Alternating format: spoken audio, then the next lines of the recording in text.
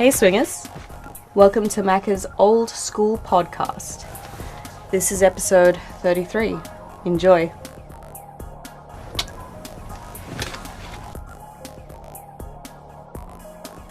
Wow. Whoa, swingers. How was that? I need to reach me fucking heart medication for sure. That was beautiful, Hunter, from our newest friends at Seductive Strippers, and they're Australia-wide.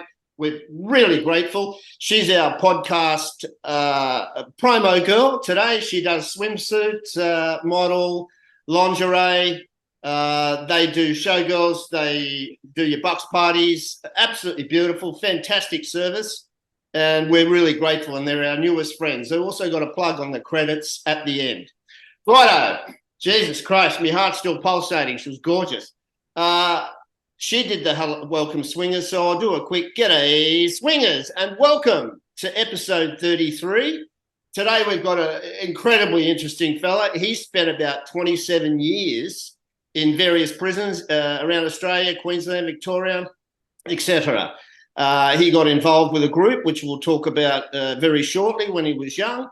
Made a few mistakes, as we all do. I've made fucking millions of them. And a few quick things to say also before we get stuck into this. Andrew is our first Zoom podcast, because he's out whoop at the moment. So we're doing this, and thanks very much for Andrew and my girlfriend and that, doing all the technicals and helping set up. I'm in the kitchen at home. In the background is my expensive $6 goldfish, Snog and Pash. So G'day Swingers there we go. And Elvis Presley's on the fucking extractor fan, if you can see there. That was my girlfriend's idea to cover up that. Swingers, we just hit 500 subscribers. We are halfway, a bit over 2 years and a shitload of cash. Thank you for the support.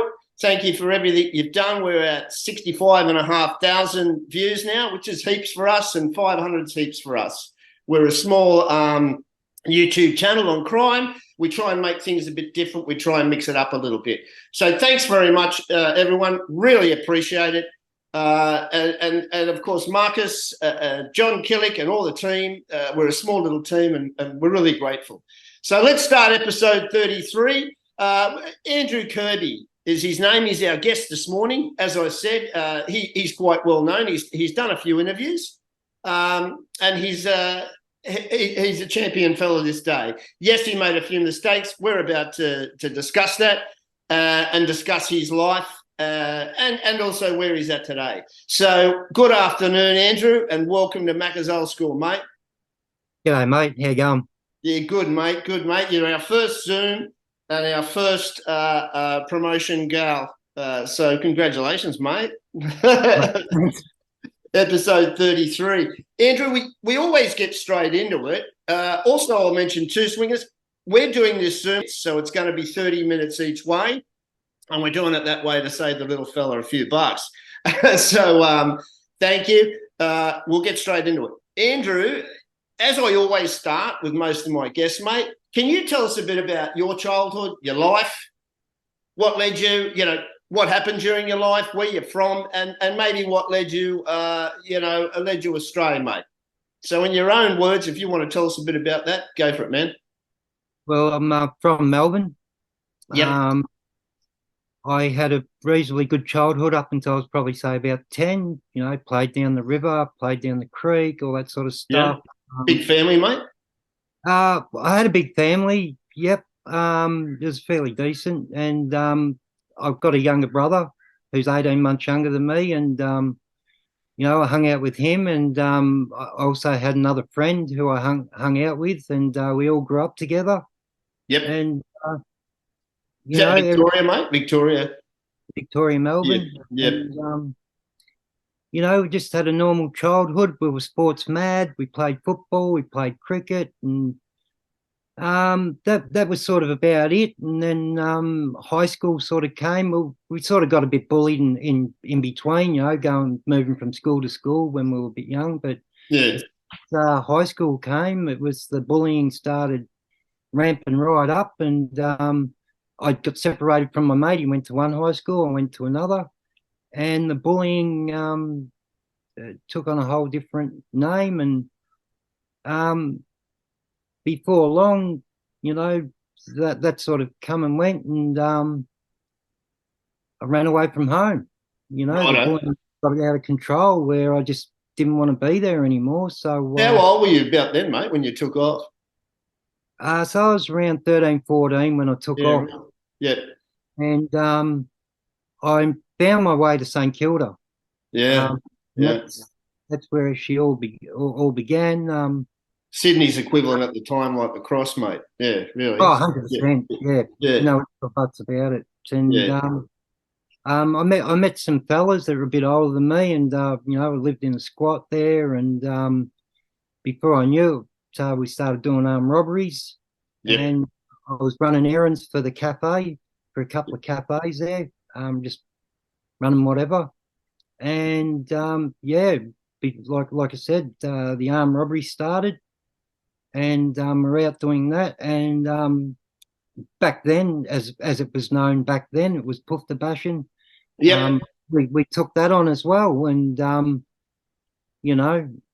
and that's where she all sort of began, and that got me to the boys' home. Yeah. Which one? Where was that, mate? In Melbourne there? Yeah, Tirana in Melbourne. They're fucking bad news. Those places were bad fucking news. Yeah. It was full of sexual assault and fighting. It was horrific. The screws were getting their mates to come in, and they were going through there and tossing up the kids. Oh, fuck. Much as how it was. Yeah, it was, mate. How many people still suffering today? Yeah. Generation. Yeah. Whole generation, but not just my generation. Before and after my generation, there's so many. It's unbelievable. Oh, it's shocking, mate. Yeah. I used to look out my window on one unit, and we used to look over to the kids that were in Beltara, and they were, I think, 13 and under, and they used to scream and cry. Oh, fucking hell. Go out to us and things like that. So it was horrific, and the fighting, So, at first, I was locked in myself for a few days a week, and to go to the toilet, you'd have to bang up of a night time, and the screws would come and take you to the toilet, and that's where they were sexually assaulting kids, of a night time, and you'd go back to your cell, other kids would ridicule you and all that sort of behaviour. So when you come out of your cell, you come out all guns blazing, and she's on. She's on. And, it's a bad start straight away. You're defensive straight away. You learn, like you don't know who you are at that age, and you don't know how to perform, how to conduct yourself, and things like that. So just spirals out of control real quick. And how long were you in there for, mate? So I did a few months the first time, and then I was back for another 12, 18 months. Oh, fucking hell. Yeah. And certainly not going to help. Yeah. No, not at all. So that kicks you off. Like, you don't have tools to cope. You don't know how to use the tools that you do have, that you've got from high school and things like that. And, from there, she just blows up. Yeah. Some people go one way, some people go the other way. Unfortunately for me, I've been bullied, and then, go on to have all that happen at the boys' home to exploding. Yeah. Exploding, and it's just a progression, isn't it? Yeah. Yeah, and it can be a slow progression too, which can be quite painful. But and from there, I started knocking around with some really bad characters. Yeah. From boys' home, people that you meet through boys' home, you start networking, you start connecting, and that network leads into, bad people, bad things. And what group did you lead to, mate? I believe to the skinheads. Yeah, well, I met a bloke, and he said to me, "You want to come to a barbecue?" I said, "Yeah, no dramas." So I went to this barbecue, and it was Dane Sweetman's house, and he's a very popular skinhead, neo-Nazi, especially at that time. And he's a big fella, and he's a fearsome-looking guy. Yeah. So drawn to him straight away. And so I went to the barbecue, and I got to start to know these fellas. Yeah. And it just took off from there.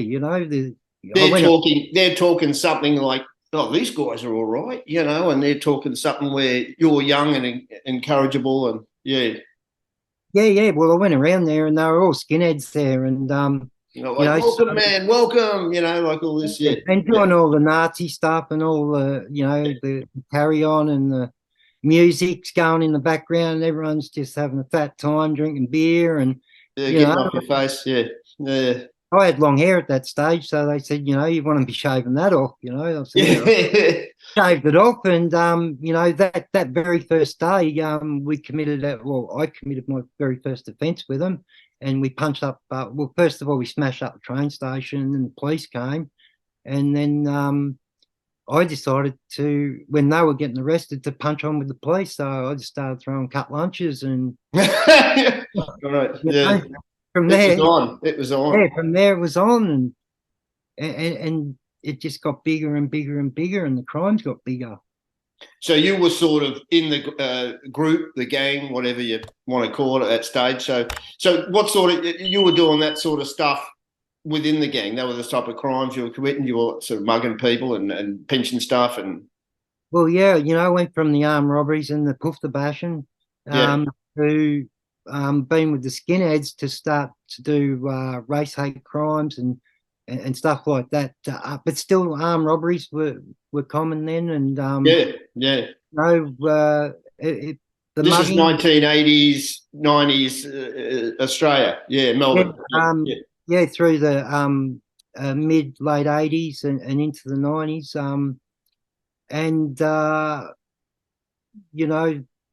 There was the bashings, and we were taking on gangs. So it wasn't just muggings and innocent people, like people suggest that was happening. It stemmed way further than that. We were taking on gangs of Asians, gangs of graffiti artists, clan, and they were. I was going to ask that, mate. I was going to specifically ask that. Was it so when you got in with the skins or neo-Nazi group? It wasn't.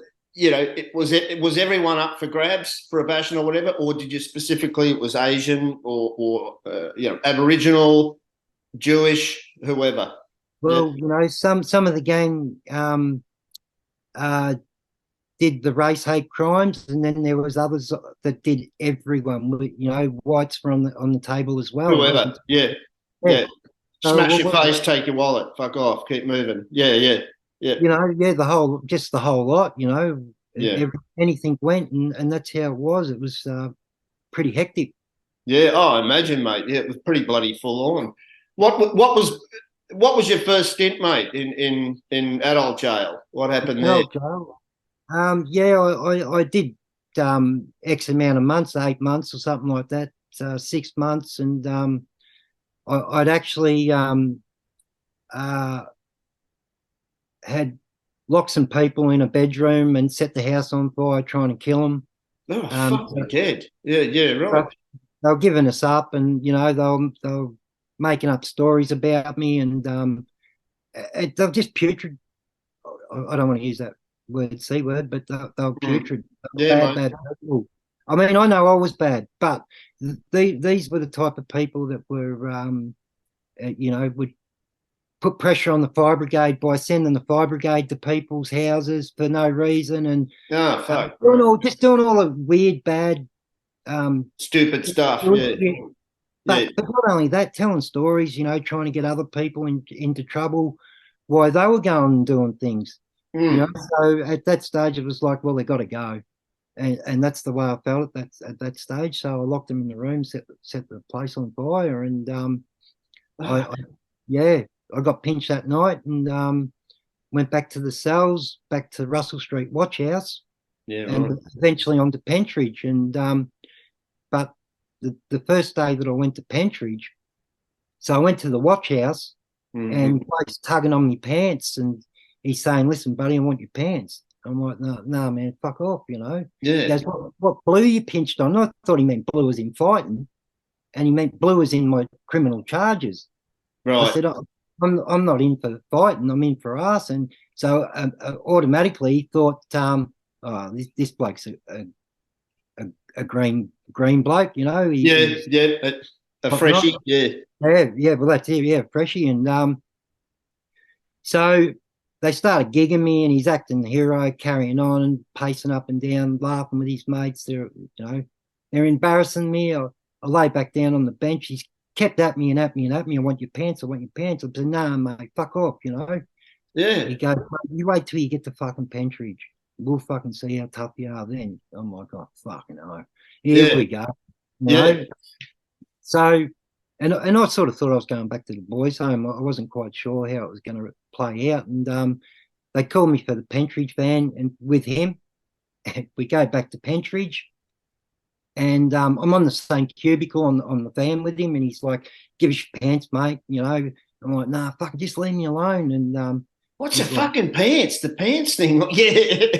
Yeah, back then they were the shiny Adidas Puma pants, the. Oh, righto. Yeah. And when you go to jail, everyone's worried about how they look, what they're wearing, what shoes they got, that shit. Yeah. And so, so we get back there, and you got to go see the doctor, the psych, and make a phone call.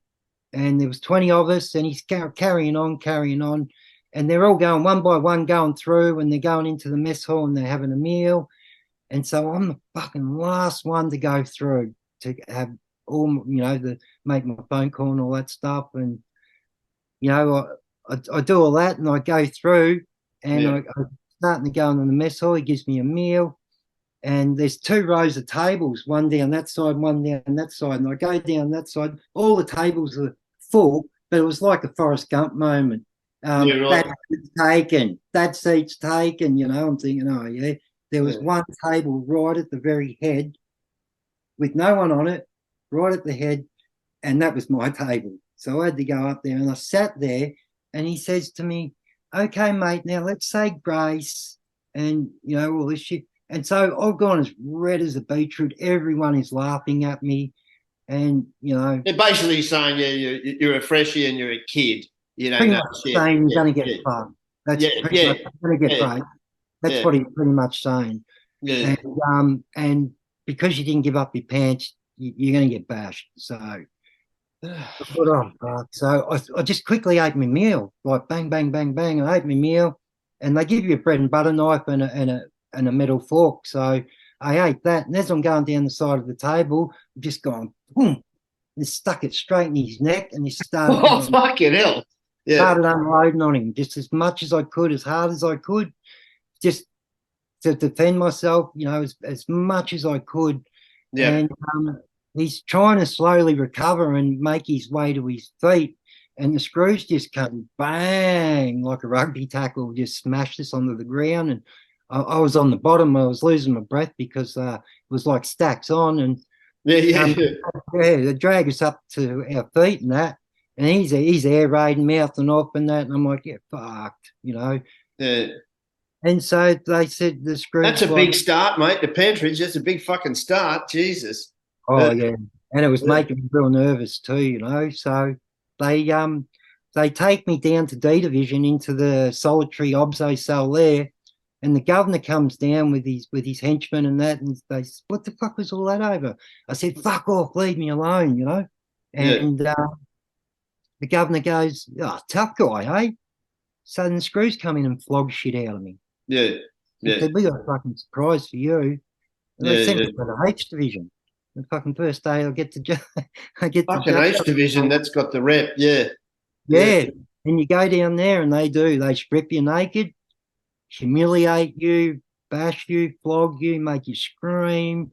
You name it, they do it. So, I'm down H Division, and then they transfer me out to the BMU, which is a prisoner management unit, which is the same. It's solitary confinement, same sort of thing, and that's where I stayed until I come out into the yards. What was your sentence at that stage, mate? How long were you in for? I was just on bail, so I was just on remand. Oh, just on remand. Fuck. Yeah. And you've gone through this shit just on remand. Fucking hell. Just starting.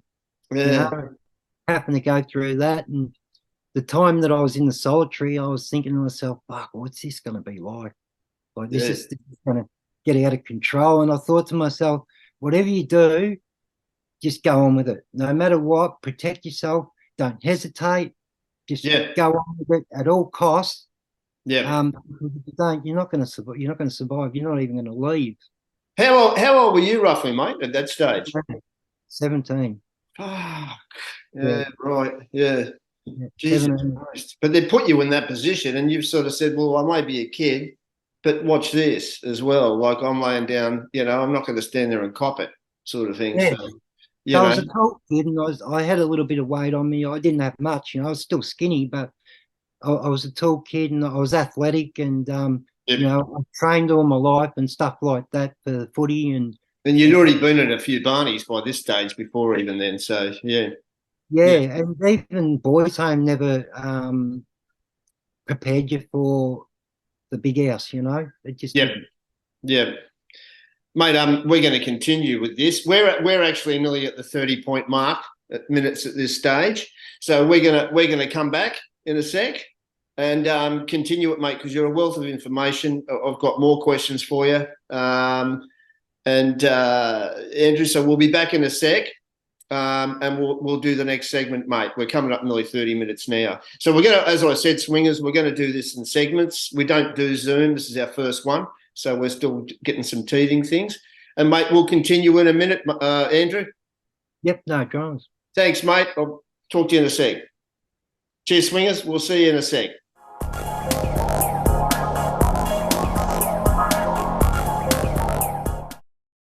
Aussie Crime and Time.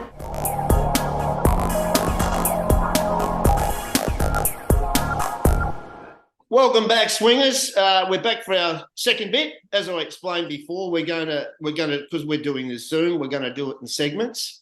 We're going to do 2 bits today. I lied, sue me. We're going to do 3 bits. Oh, I've got to adjust my little chair. We're going to do 3 bits because fucking Andrew's just got a fantastic, interesting story. We're not going to get it all in today. We're definitely going to do a part 2 with Andrew as well because he's got a lot to say. All right, mate. G'day, Andrew. Welcome back.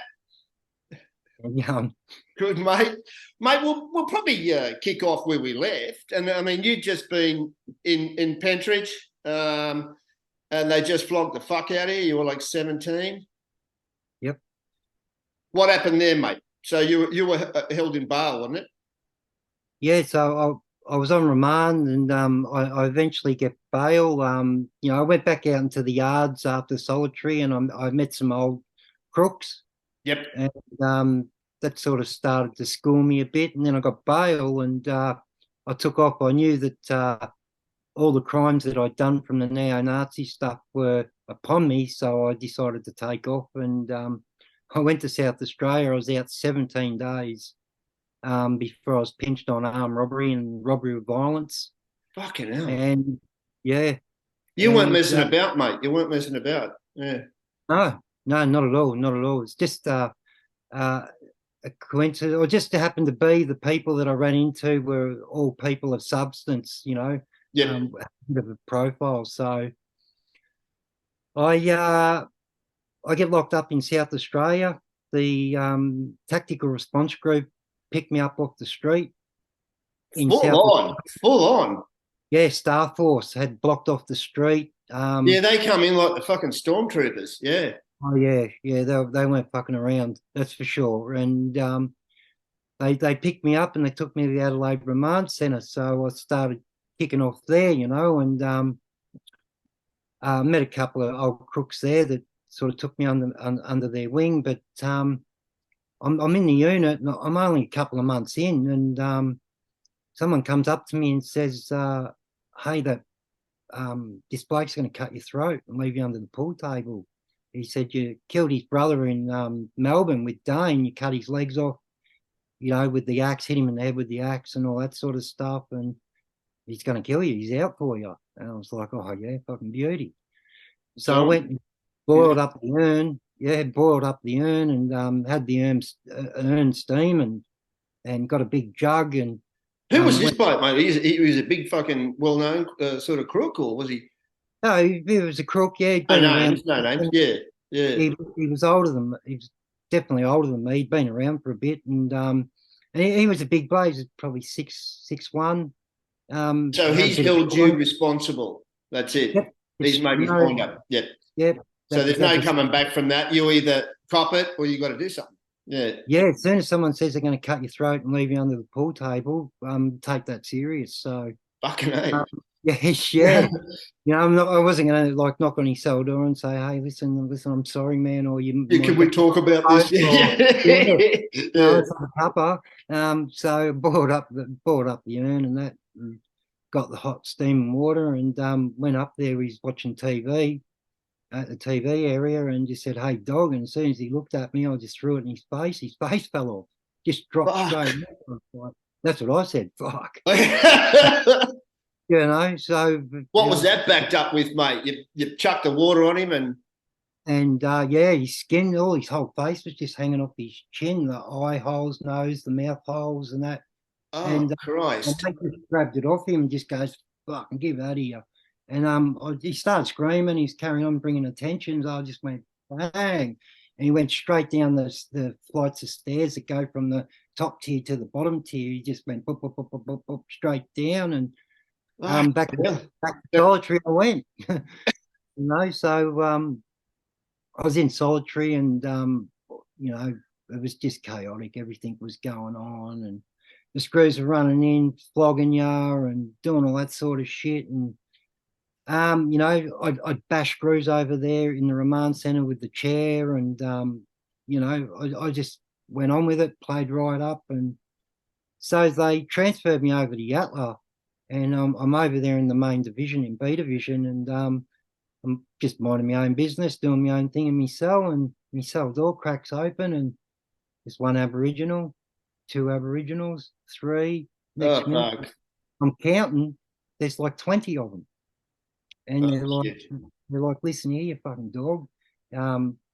You fucking racist, and you're carrying on with your shit, and you fucking hot watered old mate, and he's dark fella, and we're not fucking having your shit, mate. You're fucking dead." And I'm like, whoa, yeah, whoa. And one of the Aboriginals I knew, I said, "Mate, I didn't do this over race. He's a dog. I've got his paperwork." So I showed them the paperwork, and they said, "Fuck, yeah, he's a fucking dog." I said, "This is what it's all over. I'll make a fucking dog. That's all there is to it, Yeah. So anyways, they said, "Listen, if we fucking hear one more thing, you're fucking dead." I'm like, "Oh, fucking here we go." And I was thinking to myself, I'll sell my soul to get out of this. Yeah. As they were walking out, I said, "Hey, mate, you come to my cell, you call me a dog. What, you think I'm just going to cop it on the chin so you can get around telling everybody, we come to your cell, we called him a dog?" And I said, "Fucking, we're going to sort this." And little Aboriginal bloke, a little wiry dude, come in and said, "Listen, I'll fucking sort it." And he fucking pumped me. Just pumped me around the cell, Yeah. So, and at that time too, there was a succession of race riots and things like that in the jail because South Australia's built, the dynamics are that way. It is black and white in that system, and that's the way it was. And this is what, not 1980s, 90s, so there was a lot of shit. Yeah, right at the start. I mean, this was at the end of 90. Yeah. And so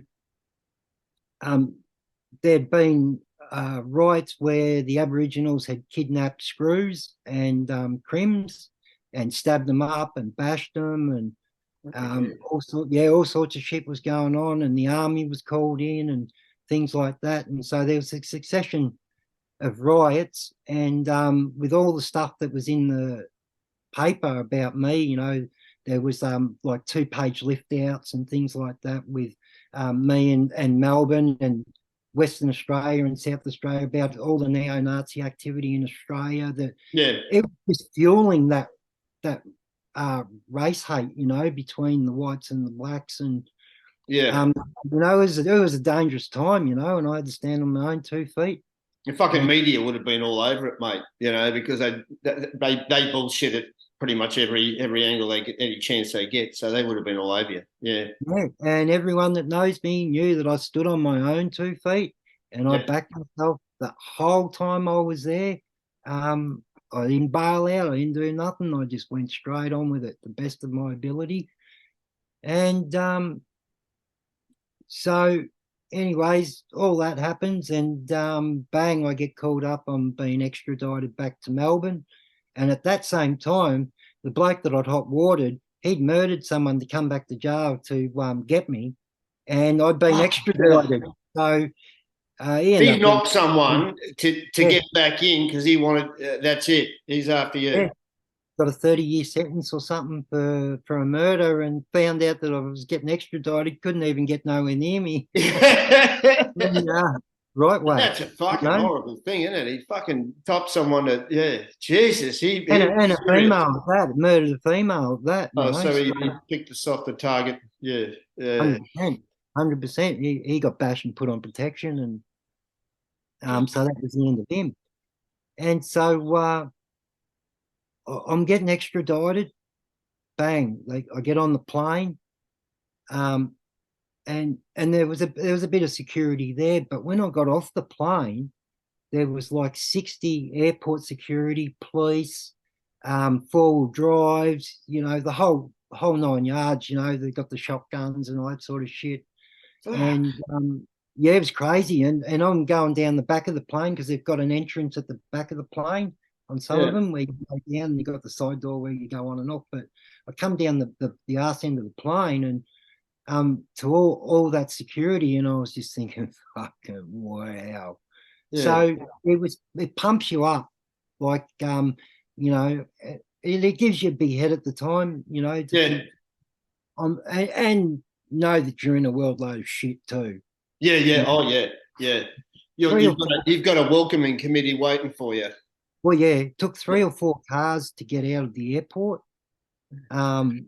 So, we changed all the cars and that, and we got out to the airport, and they drove me back to Pentridge, and I went through the court system, and, went back to Pentridge straight away. And with all the media hype and everything like that, it was straight back to H Division until they could work out what they were going to do with me, So all that had gone on, and it was back to getting stripped, getting flogged, and there was times where they were shackling me, zip tying me to a little pipe, and like in a fetal position, and leaving the light on, and the screws would come in and they'd spit on me, bash me, piss on me, do whatever they could, and then they'd run in with this syringe and inject it in your ass with medication. And your full body would just go into a cramp, and you'd be crying but the pain was that bad. You'd be just crying and,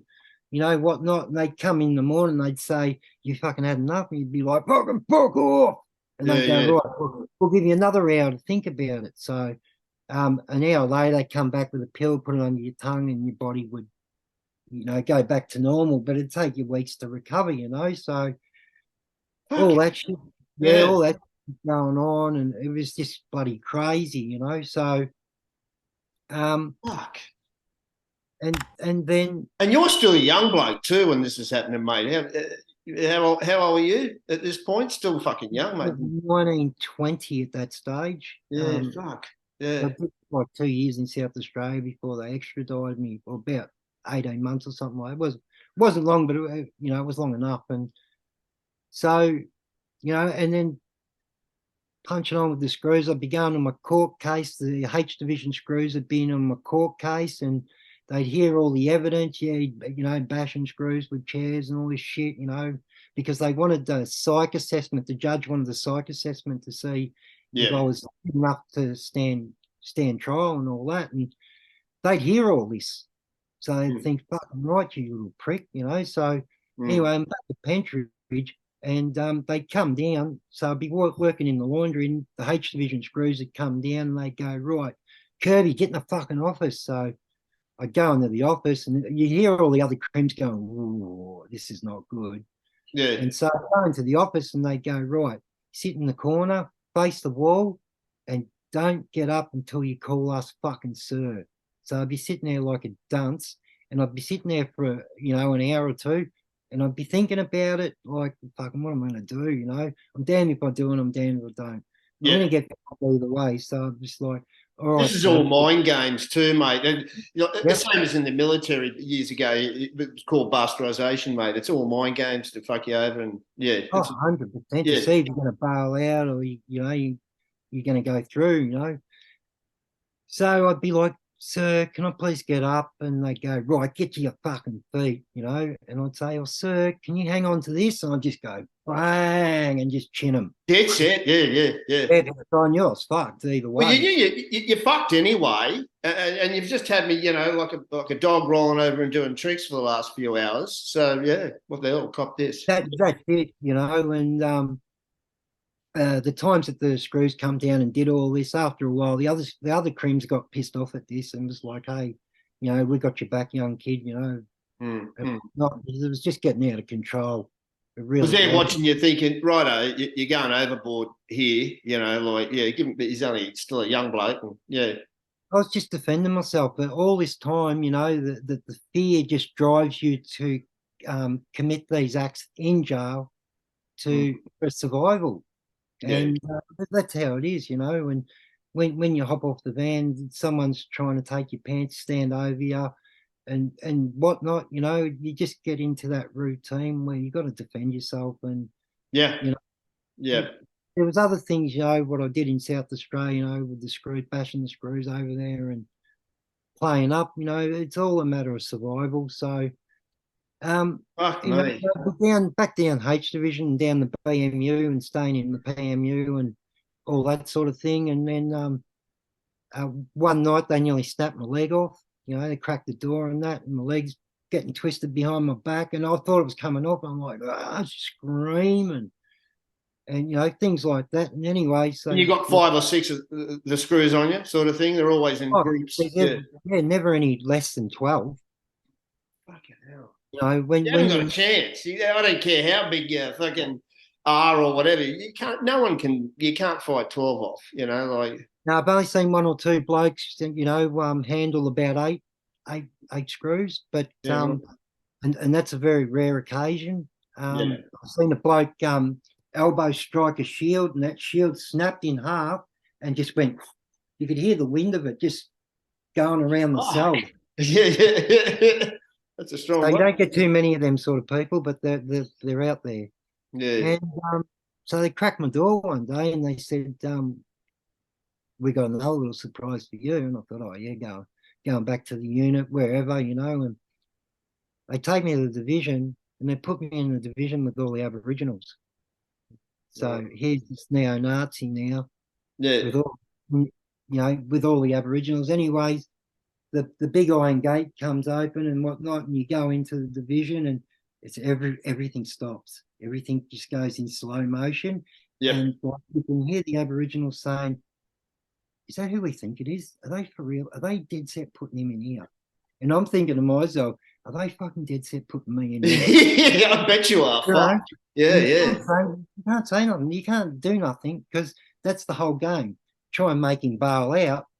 If he doesn't bail out, well, he's going to get stabbed or killed. So it's a win-win situation, for the screws. So anyways, we're going to the unit. Yeah.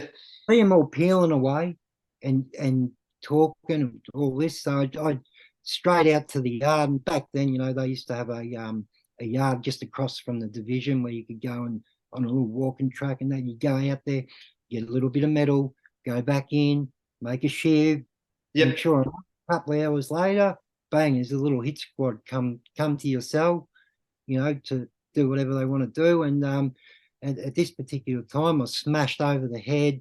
I was put in a choke hold, and I was losing breath, and I'm fucking scrambling for my shiv, and I get the shiv and just like whop, whop, whop, and straight into the kidney, and I was into the liver actually, and just started going whop, whop, whop, and I got about 3 or 4 of them, and I copped the flogging, and next minute, they're going to the hospital, I'm going to a different hospital. Yeah. And, I survived with my life, and that happened numerous times, and where I just survived with my life, and And all this, you're like 20 years old or something, mate. Fucking hell. Yeah. Been stabbed in the face and, stabbed in the back and shit like that. And, bashed senseless. As you can see, my nose isn't very straight. Yeah. So, I've had my head jumped on and all sorts of things. But, I just kept on going on with it. Well, you got no choice, really, do you? And it was like bringing up, getting brought up in the 70s was the old saying, well, chuck you in the pool, sink or swim. What do you want to do? That's right. If you don't want to live, sink and you'll die. Otherwise, fight. That's right. You don't want to do the walk of shame, You don't want to be cruising out of a unit in front of everyone going bailing out. You just don't want that. You've got no choice. You're in your ground. You're fucked. You're outnumbered, and you're in all these scenarios. You've got to try and have a go. Yeah. You might as well kill yourself. There's no other choice, is there? Fucking hell. No. So, all that was going on, and then I get a letter from Dane, and Dane says they're making a movie, Romper Stomper. About our gang. About your gang, yeah. Yeah, this is what I knew at the time, So they're making a movie about us as a gang, and I'm like, didn't think too much of it, And time goes on, and bloke comes out from the outside, comes into the prison, and he's yelling, "Romper, hey, we just seen that movie, And straight away they're relating it to your gang. Yep, straight away to the gang. And well, that was going to be one of my questions, mate. You yourself in that film, what character did that relate to, mate? Like who were you, sort of like Dane's sort of like, right-hand man, so to speak, or what? I've spoken to the director, and the director said it was a bit of everyone.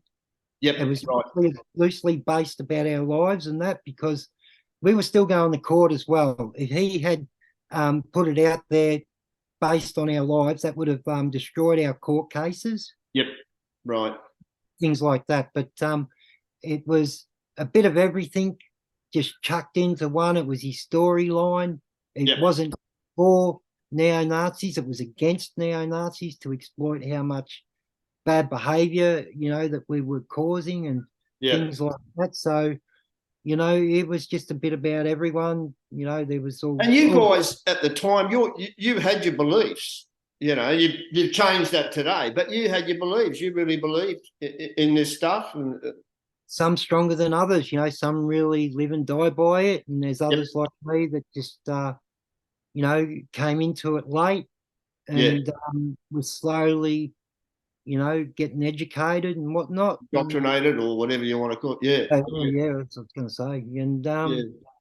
And that's how it was. And that's how, the director told it when I spoke to him. So it was a big hit at the time, mate. Russell Crowe was the main sort of star in it, and it was a very popular film at the time. Fucking, the reality was awful, of course, but it was huge. It has never left me to this day.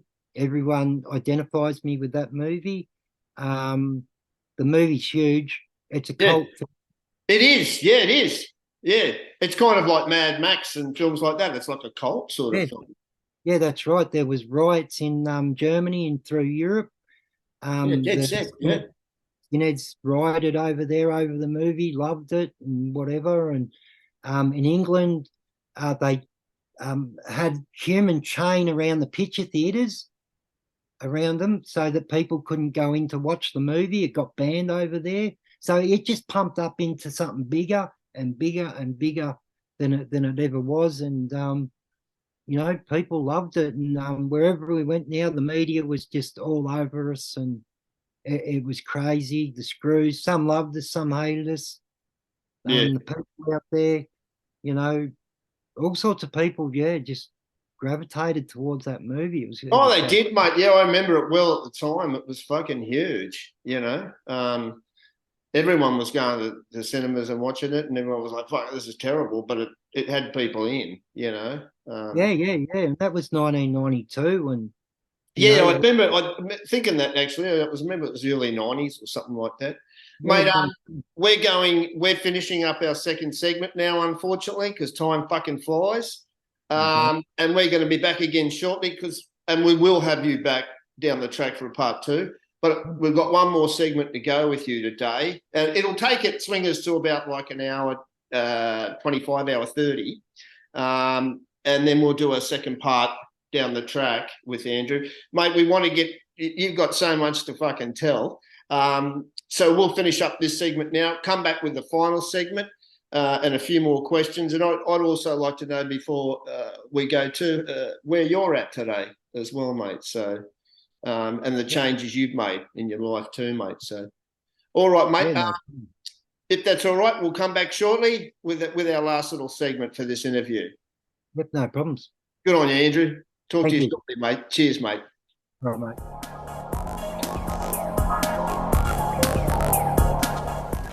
If you like what you see, why don't you like and subscribe?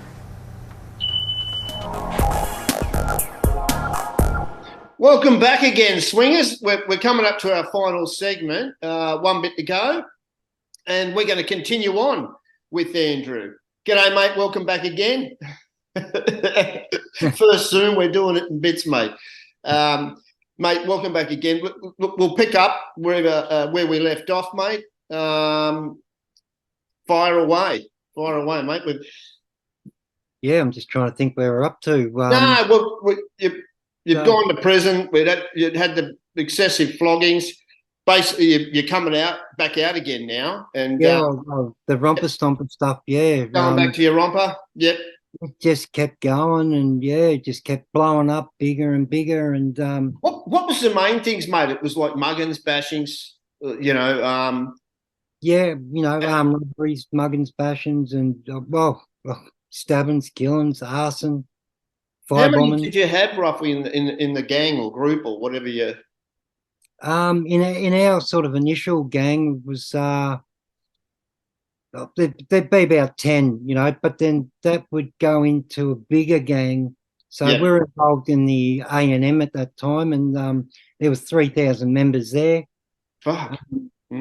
So there was times where 60, 70 skinheads from Western Australia would come over to Melbourne, and they'd get off the train, and there was just a sea of them, like just mass skinheads, and they were big fellas, and people must have been shitting themselves. They were, it was terrible. But did you get something like, as well, if you were out in a group, did you get something like, look at these cunts, and some people having a go at you guys? Or very rarely.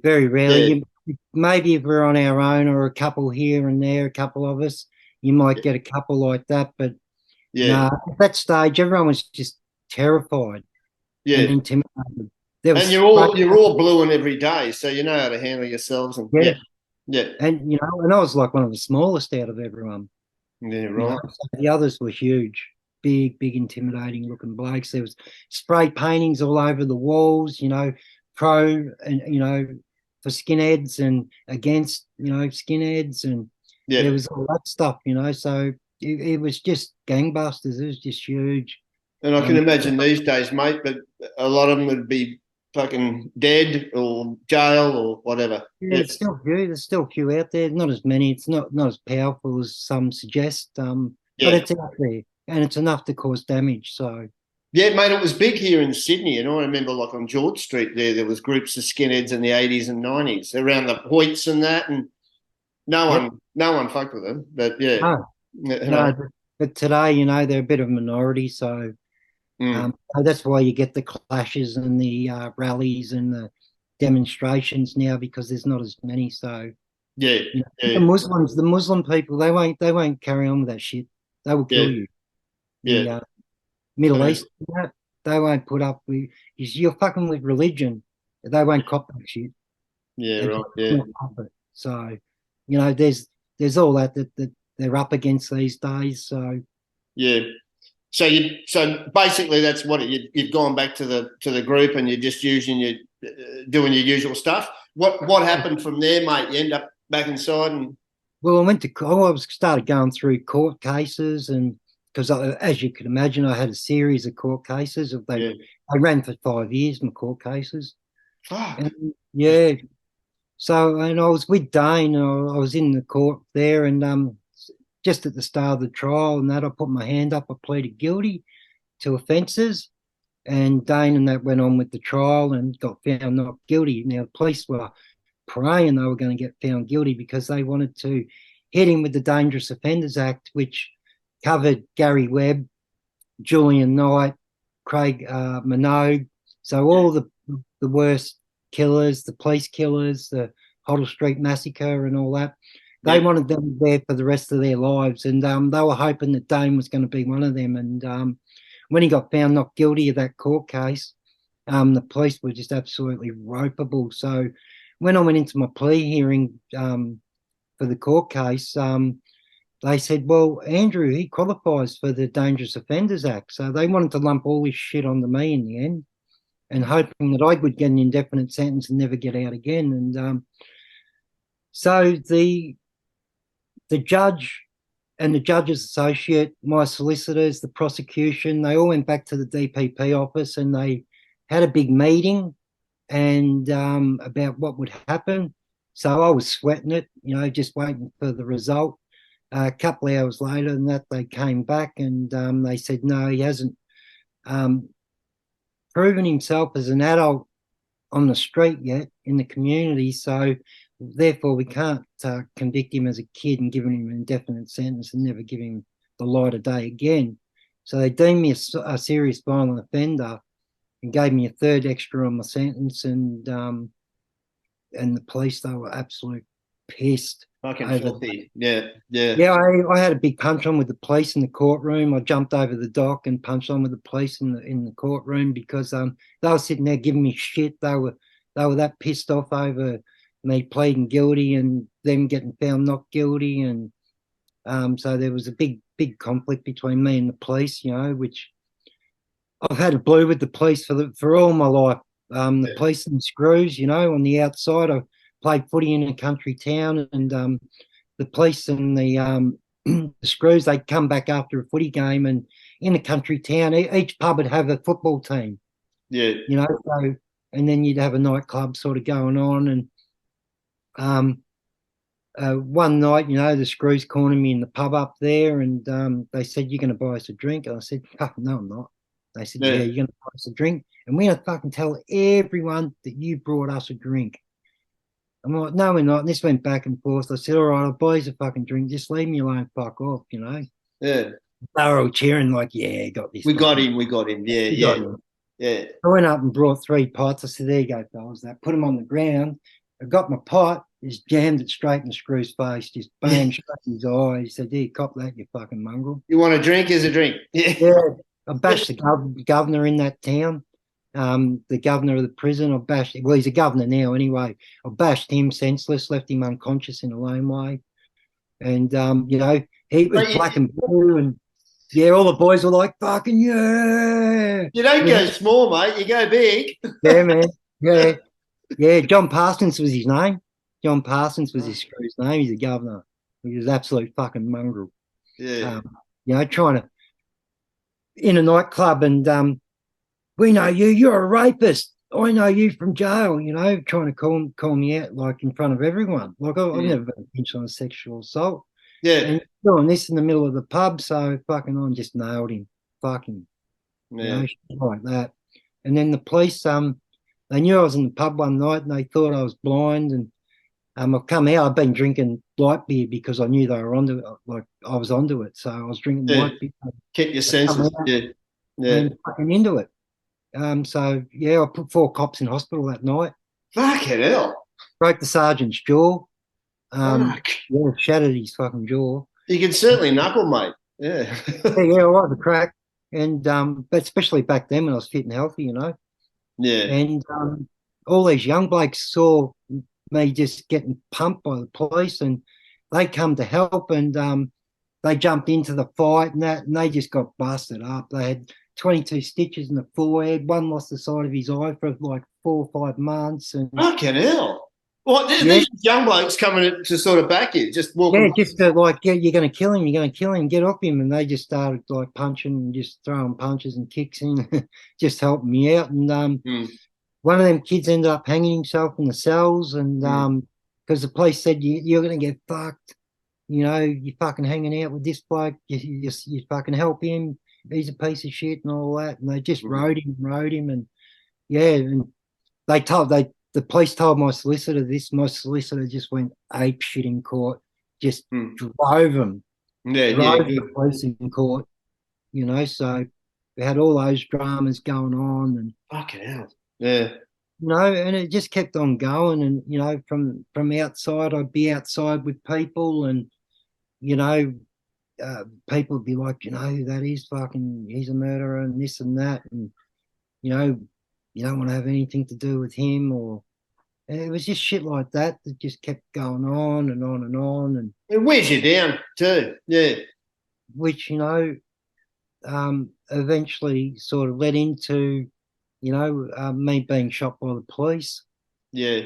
Well, I believe it was the police. They kicked my front door in within a matter of 2 minutes after being shot.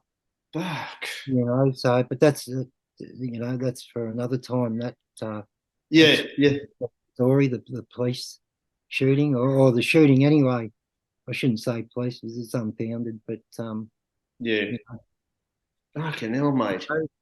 All these little things that just kept progressing, and then it come to the point where the bloke who killed Carl Williams, right, England dude, they killed him, Matthew Johnson. He bashed some screws and bashed through bulletproof glassing to get to Dane, which is a coal fender. Fucking hell. Yeah, this is the one that knocked. I've seen the bloke that knocked Carl. Yeah, he's a big, mean-looking fella. Yeah, he's only a kid in that photo. You know, he's only a young bloke in that photo. Yeah, fuck. Yeah, you know? He wrapped a dumbbell or something around his head. Yeah. Yeah, hit him there with an axe. But Matthew Johnson, smashed through the glass to get to Dane, and Greg Brazel was in that unit at that time, and he smashed Greg Brazel over the head, same as he did with Carl Williams, the same way. Had the trial from hell where there was a few of them that went up for bashing Brazel, and they threw a bag of shit at the jury and things like shit. That. Oh shit! Yeah. And, you know, but it was Victor Pearce, Peter Allen, Graham Moore, Dougie Jackson, and someone else, can't think of who it was, went to Dane's cell and said, listen, you've been pinched on sex offenders, you fucking bail out or we're going to fucking knock you. And apparently Dane was like, yeah, we'll fucking come and bring it in. But the governor ended up putting Dane on protection, and so the story is anyway. And a handful of old crims just come out and said to me out in the yard and that, like, it's over. You knock this shit off with old mate, or we're going to knock you. We love you. You're a good kid, and you know we're all for you. But we've had enough. We've had enough of this shit. And, if that's the way you want to go, you know, you're going to get done. And I said it's over anyway. I said it was all over once the sex offense come out over old mate. Once that, I was going to say that. What was the sex offence thing with Dane? Like, it was a juvenile. If you go in, it's up to you if you want to go in it. But it's not really up to me to. Fair enough. Yeah. Something with juvenile, and that was the finish with that sort that of. That was the finish of the Romper. The way you looked at Dane or whatever, it was like, no, fuck you. The way that everyone looked at him and things like that, and where's he at today, mate? He's still in the can. No, he's out. No, he got out in 2005. I think he got out. Yep, right. Wherever he is now. Yeah. He is, and you know, good luck to him. Yep. You know, he runs his race and I run my race, and you know, every now and then someone will pipe up and say, "Oh, who are you to speak on fucking Nazi gangs and that?" Well, I don't give a fuck about your Nazi gangs, but I care about the youth of today and the young kids that get sucked into all this bullshit. And I'm going to finish off with a question shortly, but I want to ask you this: what's your advice for young people, whether it's the road you took or whatever, and you've had a fucking lot of experience with prison and this and that? What sort of advice would you give some young people, mate? Well, the more mistakes and the more stuff that you cause when you're young, the more mistakes and the trauma that you cause yourself then. Yeah. When you get to 50 and whatnot, it's going to be more the guilt and the shame that you're going to carry into later life that you may not want to go through or cope with. You might not be able to cope with it, or, you know, things like that. Reduce your shit, reduce it now, reduce it while you're young, and get on with your life, because happy days is happy times, you know. And it's precious, isn't it? Yeah, it's precious. Life is short. Yep. It's as simple as that. And you're meant to be there for life experiences and to have a smile on your face. Yeah. Not to go around destroying everything, getting around with a bad attitude, depression, all this bullshit that half the time these kids don't even have fucking depression. You know what I mean? Yeah. There's a big thing now with this ADHD, the T, or whatever thing it is that's a bit hypo. And I said, like, you know, I'm past the mid-50s, but at the school you were just hypo. You just fucking, there was no labelling, and every fucking one was. Everyone was hypo in primary school or high school or whatever, you know. That's right. They said I would never change. I can't change, won't change. I'm a psychopath. You know, I'm dangerous and capable, whatever. They've said everything under the sun. And they don't know.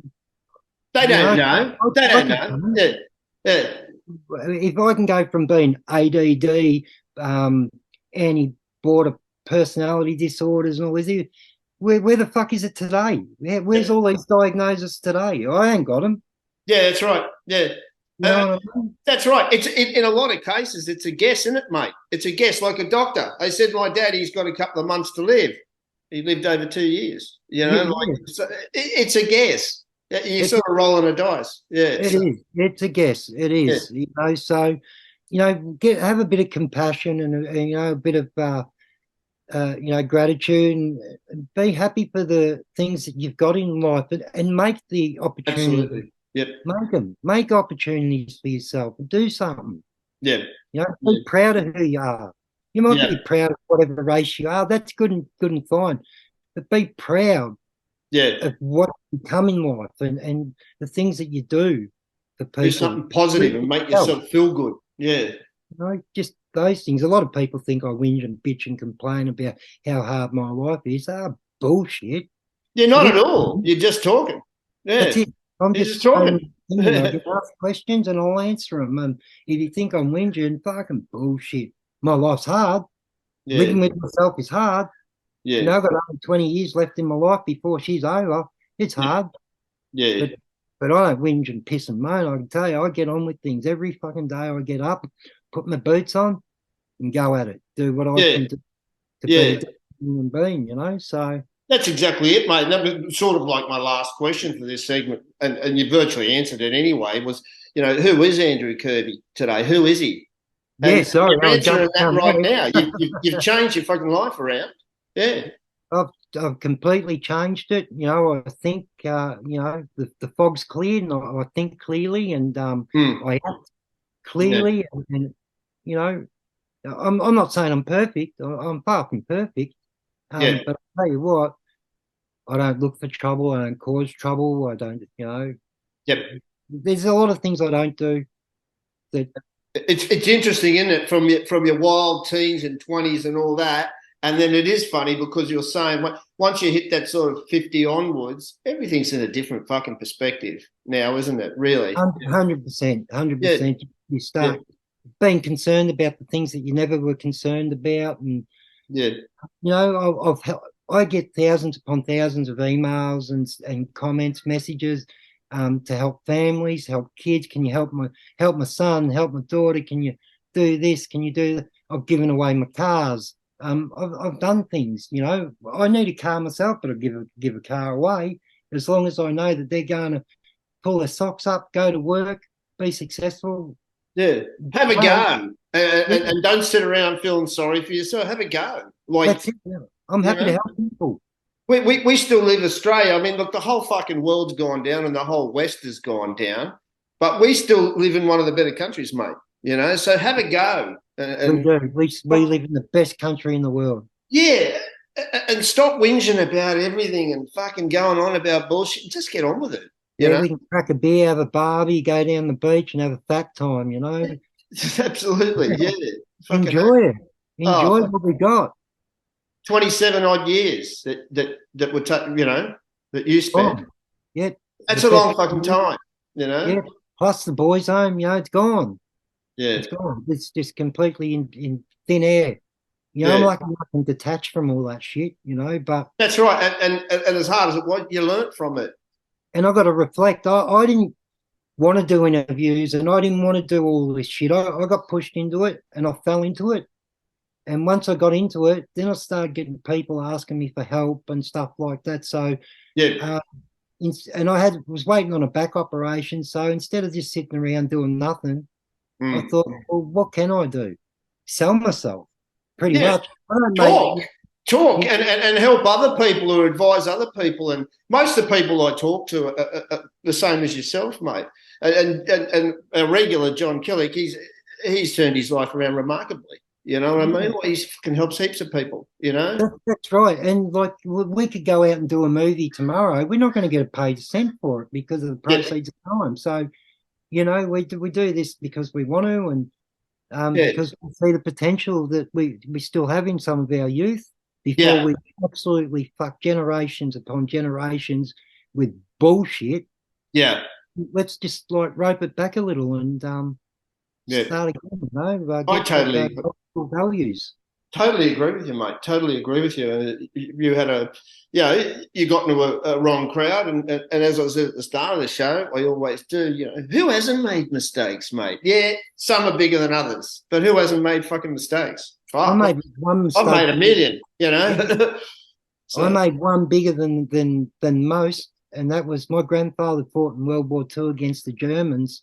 Yep. And lost his mates and lost family, and here I am carrying on the fucking street, neo-Nazi this, kicking indoors, kicking in heads, and he never fucking said a word to me, not one word. Didn't complain, didn't say one word. Yeah, dead set. Yeah, just loved me for who I was and whatnot. But how could you undo that mistake? He's gone now. He's dead. I couldn't even say sorry. By the time I got out of jail and that, he's gone. Yeah. I can't say sorry. Like, that's the biggest mistake. And the neo-Nazi thing was then. It's not now. Yeah, no, it's definitely not now. Long gone. All these kids and that out in the street saying that we're a neo-Nazi, kicking indoors and that, and doing it now and rallying, under that flag, when their grandfathers and that fought against the Germans, and they're disrespecting their own family. Yep. Oh, absolutely. Some of the shit that goes on today, mate.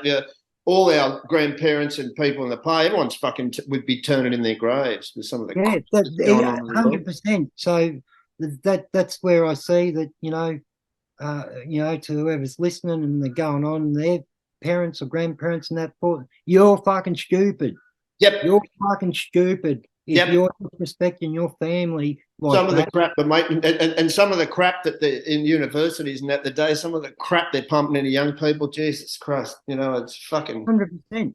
It's disgusting, and it's like, get on with teaching your topic. I never went to uni. I barely got through high school, but anyway, teach your topic. If it's economics and business, teach that and shut the fuck up about your personal agendas. That's what's shitting me in the world. Like, I don't know what it is with unis.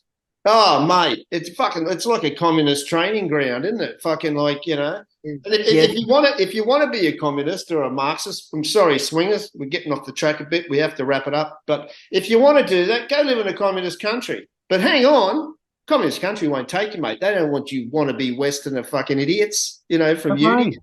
No way. If I went to Germany, they'd probably knock me. Exactly. Yeah. You know what I mean? Who are you? Yeah. Yeah. Where'd you come from?